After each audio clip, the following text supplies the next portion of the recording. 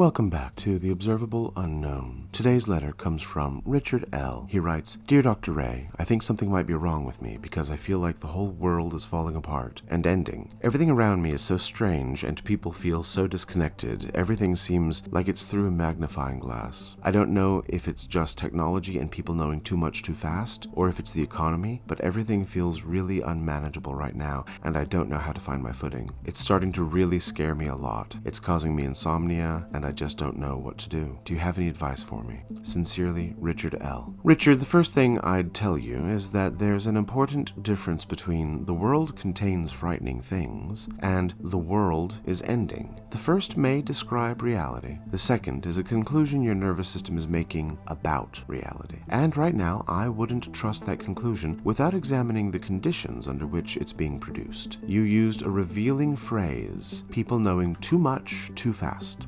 I think you're onto something. For most of human history, terrible events had geography. Something could be happening, but it was happening elsewhere. Now a war, a market drop, a murder, a political crisis, a wildfire, somebody's divorce, an earthquake, an abduction, an argument between strangers, and a photograph of somebody's lunch can arrive within 30 seconds of one another. They occupy the same rectangle of glass, and the feed doesn't tell your attention, this is 6,000 miles away. This affects you directly. This probably doesn't. This matters next month. This requires absolutely nothing from you right now. It simply says, next. Psychologists Amos Tversky and Daniel Kahneman gave us the concept of the availability heuristic. When examples of something become easier to call to mind, they can influence our judgments about how common or probable that thing is.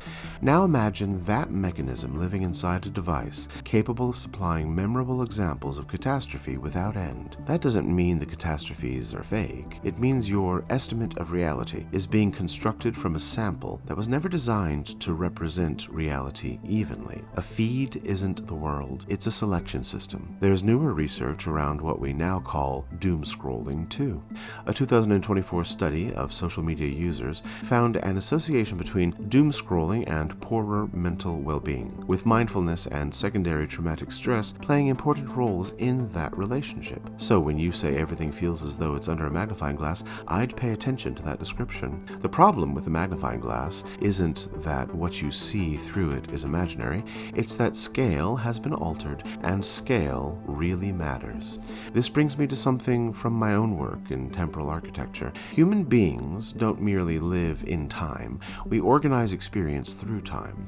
There's what requires attention now, what belongs to tomorrow, what's probably coming next year, what happened 20 years ago, and what may never affect us at all. A healthy temporal structure gives events distance from one another, but digital life can collapse that architecture. Yesterday's catastrophe remains on the screen beside today's crisis, while tomorrow's prediction is already demanding an emotional response. Past, present, and hypothetical future begin arriving as one continuous emergency. That's temporal collapse. And when everything becomes now, everything starts feeling urgent. Richard, your job isn't to become indifferent, it's to restore scale. For the next week, I'd conduct an experiment. Don't stop being informed, stop being continuously informed. Choose 1 or 2 deliberate periods each day when you check the news. Use sources you selected before you became frightened, rather than allowing an algorithm to decide what deserves entrance into your nervous system. Outside those windows, let events happen without witnessing every update. You aren't morally required to experience the entire planet in real time. Then, rebuild what I'd call your near field. Every morning, ask, what's actually happening within 20 feet of me? Is there food in the fridge? Is anyone I love in immediate danger? Is there a bill I genuinely need to address? Is my body asking for movement, rest, conversation, sunlight, or food? What problem exists today that my hands can actually touch? That's not denial, it's proportion. The world transmitted through your phone and the world available through your senses aren't always the same world. You need contact with both, and I want you to take the insomnia very seriously. Stress can disrupt sleep, and persistent difficulty falling or staying asleep deserves attention rather than simply being endured. The CDC recommends regular regular sleep and wake times as part of stress management, while the American Academy of Sleep Medicine recommends cognitive behavioral therapy for insomnia, or CBTI, as an initial treatment for chronic insomnia. So I'd create a hard boundary around the night. No catastrophe hunting in bed. No checking whether civilization survived the last 15 minutes. Give yourself a period before sleep in which nothing new is permitted to become your responsibility. And if the insomnia keeps going, or the fear starts interfering significantly with work, concentration, relationships, or your ability to function, talk with a physician or mental health professional.